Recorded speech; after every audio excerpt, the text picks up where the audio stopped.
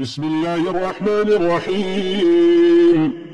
الحمد لله الذي أنزل على عبده الكتاب ولم يجعل له عوجا قيما لينذر بأسا شديدا من لدنه ويبشر المؤمنين الذين يعملون الصالحات أن لهم أجرا حسنا ماكثين فيه أبدا وينذر الذين قالوا اتخذ الله ولدا ما لهم به من علم ولا لآبائهم كبرت كلمة تخرج من أفواههم إن يقولون إلا كذبا فلعلك باخع نفسك على آثارهم إن لم يؤمنوا بهذا الحديث أسفا إنا جعلنا ما على الأرض زينة لها لنبلوهم أيهم أحسن عملا وإنا لجاعلون ما عليها صعيدا جرزا أم حسبت أن أصحاب الكهف والرقيم كانوا من آياتنا عجبا إذ أوى الفتية إلى الكهف فقالوا ربنا آتنا من لدنك رحمة وهيئ لنا من أمرنا رشدا فضربنا على آذانهم في الكهف سنين عددا ثم بعثناهم لنعلم أي الحزبين أحصى لما لبثوا أمدا نحن نقص عليك نبأهم بالحق إنهم فتية آمنوا بربهم وزدناهم هدى وربطنا على قلوبهم إذ قالوا فقالوا ربنا رب السماوات والأرض لن ندعو من دونه إلها لقد قلنا إذا شططا هؤلاء قوم اتخذوا من دونه آلهة لولا يأتون عليهم بسلطان بين فمن أظلم ممن افترى على الله كذبا وإذا اعتزلتموهم وما يعبدون إلا الله فأووا إلى الكهف ينشر لكم ربكم من رحمته ويهيئ لكم من أمركم مرفقا وترى الشمس إذا طلعت تزاور عن كهفهم ذات اليمين وإذا غربت تقرضهم ذات الشمال وهم في فجوة منه ذلك من آيات الله من يهد الله فهو المهتدي ومن يضلل فلن تجد له وليا مرشدا وتحسبهم أيقاظا وهم رقود ونقلبهم ذات اليمين وذات الشمال وكلبهم باسط ذراعيه بالوصيد لو اطلعت عليهم لوليت منهم فرارا ولملئت منهم رعبا وكذلك بعثناهم ليتساءلوا بينهم قال قائل منهم كم لبثتم قالوا لبثنا يوما أو بعض يوم قالوا ربكم أعلم بما لبثتم فابعثوا أحدكم بورقكم هذه إلى المدينة فلينظر أيها أزكى طعاما فليأتكم برزق منه وليتلطف ولا يشعرن بكم أحدا إنهم إن يظهروا عليكم يرجموكم أو يعيدوكم في ملتهم ولن تفلحوا إذا أبدا وكذلك أعثرنا عليهم ليعلموا أن وعد الله حق وأن الساعة لا ريب فيها إذ يتنازعون بينهم أمرهم فقالوا ابنوا عليهم بنيانا ربهم أعلم بهم قال الذين غلبوا على أمرهم لنتخذن عليهم مسجدا سيقولون ثلاثة رابعهم كلبهم ويقولون خمسة سادسهم كلبهم رجما بالغيب ويقولون سبعة وثامنهم كلبهم قل ربي أعلم بعدتهم ما يعلمهم إلا قليل فلا تمار فيهم إلا مراء ظاهرا ولا تستفت فيهم منهم أحدا ولا تقولن لشيء إني فاعل ذلك غدا إلا أن يشاء الله. واذكر ربك إذا نسيت وقل عسى أن يهديني ربي لأقرب من هذا رشدا. ولبثوا في كهفهم 300 سنين وازدادوا 9. قل الله أعلم بما لبثوا له غيب السماوات والأرض. أبصر به وأسمع ما لهم من دونه من ولي ولا يشرك في حكمه أحدا. واتل ما أوحي إليك من كتاب ربك لا مبدل لكلماته ولن تجد من دونه ملتحدا. واصبر نفسك مع الذين يدعون ربهم بالغداة والعشي يريدون وجهه ولا تعد عيناك عنهم تريد زينة الحياة الدنيا ولا تطع من أغفلنا قلبه عن ذكرنا واتبع هواه وكان أمره فرطا. وقل الحق من ربكم فمن شاء فليؤمن ومن شاء فليكفر. إنا أعتدنا للظالمين نارا أحاط بهم سرادقها وإن يستغيثوا يغاثوا بماء كالمهل يشوي الوجوه بئس الشراب وساءت مرتفقا. إن الذين آمنوا وعملوا الصالحات إنا لا نضيع أجر من أحسن عملا. أولئك لهم جنات عدن تجري من تحتهم الأنهار يحلون فيها من أساور من ذهب ويلبسون ثيابا خضرا من سندس واستبرق متكئين فيها على الأرائك نعم الثواب وحسنت مرتفقا. واضرب لهم مثلا الرجلين جعلنا لأحدهما جنتين من أعناب وحففناهما بنخل وجعلنا بينهما زرعا كلتا الجنتين آتت أكلها ولم تظلم منه شيئا وفجرنا خلالهما نهرا. وكان له ثمر فقال لصاحبه وهو يحاوره أنا أكثر منك مالا وأعز نفرا.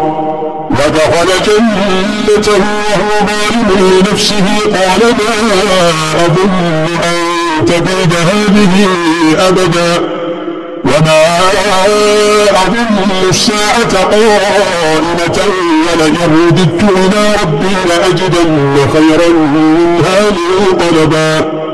قال له صاحبه وهو يحاوره أكفرت بالذي خلقك من تراب ثم من نطفة ثم سواك رجلا لكن هو الله ربي ولا أشرك بربي أحدا. ولولا إذ دخلت جنتك قلت ما شاء الله لا قوة إلا بالله إن ترني أنا أقل منك مالا وولدا فعسى ربي أن يؤتيني خيرا من جنتك ويرسل عليها حسبانا من السماء فتصبح صعيدا زلقا أو يصبح ماؤها غورا فلن تستطيع له طلبا. وأحيط بثمره فأصبح يقلب كفيه على ما أنفق فيها وهي خاوية على عروشها ويقول يا ليتني لم أشرك بربي أحدا. ولم تكن له فئة ينصرونه من دون الله وما كان منتصرا. هنالك الولاية لله الحق هو خير ثوابا وخير عقبا. واضرب لهم مثل الحياة الدنيا كماء أنزلناه من السماء فاختلط به نبات الأرض فأصبح هشيما تذروه الرياح وكان الله على كل شيء مقتدرا. المال والبنون زينة الحياة الدنيا والباقيات الصالحات خير عند ربك ثوابا وخير أملا. ويوم نسير الجبال وترى الأرض بارزة وحشرناهم فلم نغادر منهم أحدا وعرضوا على ربك صفا لقد جئتمونا كما خلقناكم أول مرة بل زعمتم أن لن نجعل لكم موعدا. ووضع الكتاب فترى المجرمين مشفقين مما فيه ويقولون يا ويلتنا ما لهذا الكتاب لا يغادر صغيرة ولا كبيرة إلا أحصاها ووجدوا ما عملوا حاضرا ولا يظلم ربك أحدا.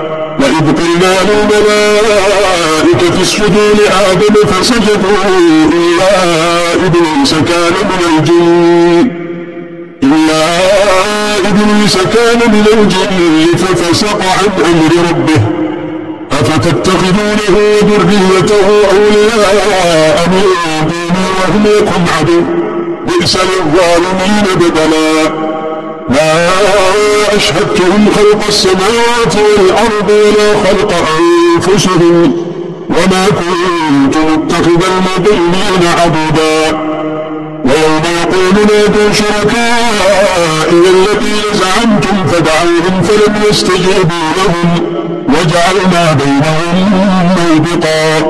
ورأى المجرمون النار فظنوا أنهم مواقعها ولم يجدوا عنها مصرفا. ولقد صرفنا في هذا القرآن للناس من كل مثل وكان الإنسان أكثر شيء جدلا.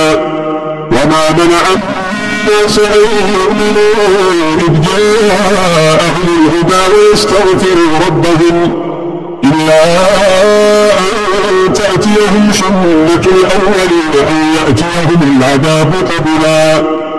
وما نرسل المرسلين إلا مبشرين ومنذرين ويجادل الذين كفروا بالباطل ليدحضوا به الحق واتخذوا آياتي وما أنذروا هزوا.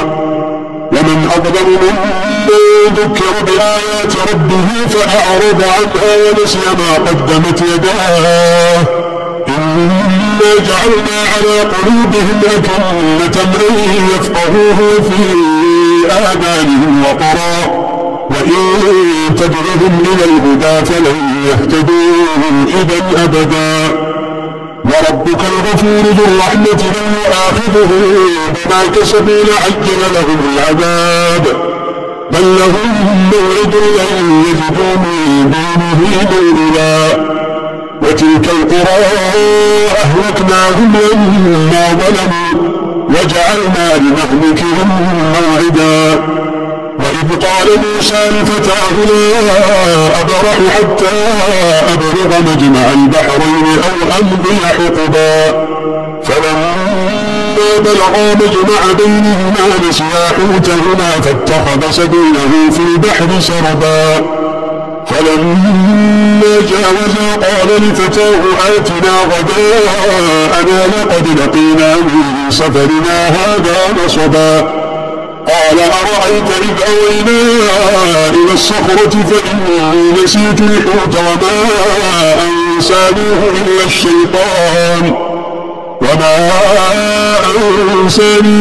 الشيطان أن أذكره واتخذ سبيله في البحر عجبا.